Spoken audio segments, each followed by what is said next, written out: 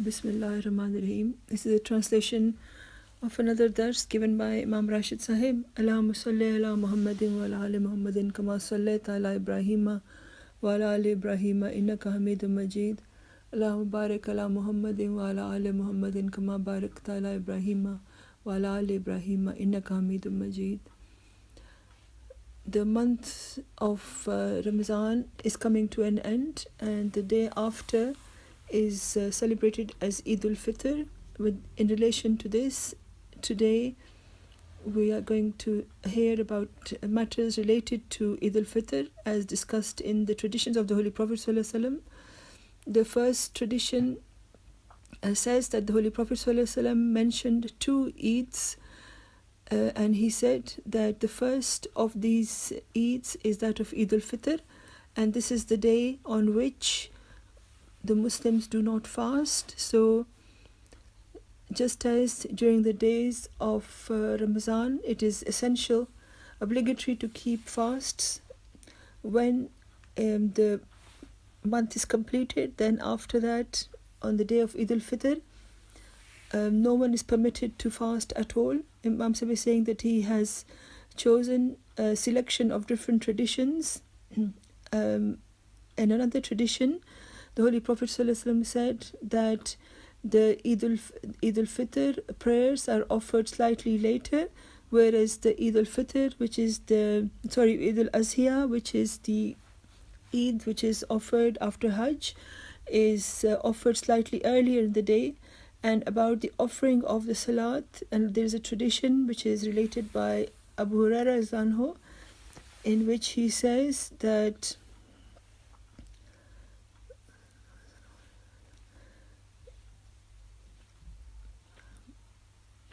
the Imam Sahib just read the Arabic, and now the translation is that one day it started raining on the day of Eid, and so because there is no marquee etc. at that time, so at that time the Holy Prophet ﷺ offered the Salat, Eid Salat in the mosque.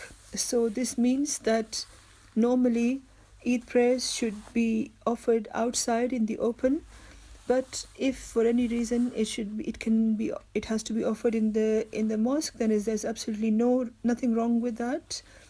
And then the Holy Prophet ﷺ also said that on the Eid day the cleansing of the body and showering is very important, and also using fragrance, just as we have a similar teaching with regards to Fridays. The same is the Holy Prophet ﷺ's instruction about the Eid day.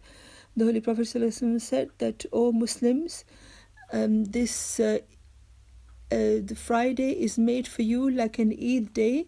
So therefore the first thing is that cleanse your body, and in order to do that you should perform ablution and have a shower, and also take special care of cleaning your teeth. And then after that, in another tradition there's further detail that it is essential as an obligation for every Muslim to shower, unless there is some specific reason why it's not possible. And also whatever the best outfits that are available should be worn. It's not essential that it should be new clothing, but if there is something new available, then that is what should be used. Otherwise, if it should be clean and a good outfit, because one is going into a gathering. And then the traditions also say that if there is any fragrance available in the home, then you should put that on when you go. And the reason for this is because there's a large gathering when we go for Eid prayers, so nothing which should be unpleasant for people, or there's any bad smells or odors should be kept away from as much as possible. And then also with regards to Eid, one must eat something before we go.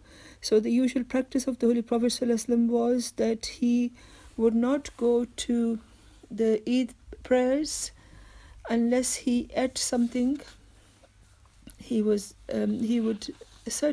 definitely eat some dates, and he would have them in an odd number, so which means either 1, 3, 5, 7, etc. And this has a blessing in it, and this is how we should also practice. And then with regards to Eid, there is another matter, which is that when it is possible or the circumstances permit this, then when one goes to the Eid prayers, they should walk and go. Obviously, if it's far, then there is nothing wrong with going by car, etc. But even if a part of that journey is also made by walking, then that should be undertaken, because at every step Allah's name should be remembered. And then the style of the offering of the Eid prayers is also mentioned in another tradition. So the Holy Prophet ﷺ would offer 2 rakats, and before those 2 rakats there would not be any optional prayers before or after, or any other type of prayers are offered. No other types of prayers are offered, rather, either before or after the Eid prayers. And further detail of this is in another tradition, where he said that the Jabir Zanho relates that the Holy Prophet ﷺ was seen that when on the day of Eid, while he was offering salat with the Holy Prophet ﷺ on Eid day, the first difference Imam Sahib is saying is that between a sermon, the Friday sermon, Fridays, and the Eid sermon and prayer, is that it's completely the opposite. So the salat is offered first and the sermon is afterwards, that is on Eid day. And then the other thing should be remembered is that there is neither azan nor iqamat on the day of Eid, and the principle of this is that iqamat and azan are called for those prayers which are obligatory prayers, but those that are not obligatory, then for that this is not practiced, and this is the sunnah of the Holy Prophet ﷺ. And when the Holy Prophet ﷺ would complete his salat, then he supported himself on Hazrat Bilal Razanhu's shoulder, and he stood up, and then he praised Allah, and then he then advised people, and he reminded them to obey Allah and to remember Allah. And then he said, then he went towards the ladies' side, and Hazrat Bilal Zanho was with him, accompanied him, and then the Holy Prophet ﷺ spoke to the ladies as well, addressed them, and advised them to adopt righteousness and to remember Allah. When there is no loudspeaker, etc., then there is a brief khutbah, a brief sermon given on the ladies' side as well. This is what was the practice of the Holy Prophet ﷺ. But now, because we don't need to do that, so one sermon is enough for both. Another thing that should be remembered in relation to the Eid prayers is that when one stands up, we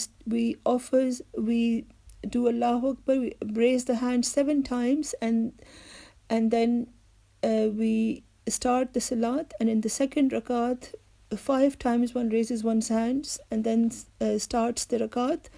The other matter is that when one leaves the home towards where one is going to offer the Eid prayers, they should read the prayer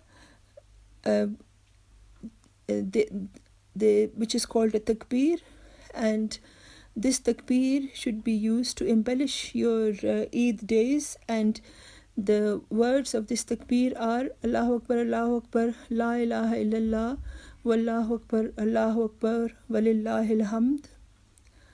And then the other matter is, Imam Sahib is saying that while walking towards the Eid prayers and coming back, one should change one's path.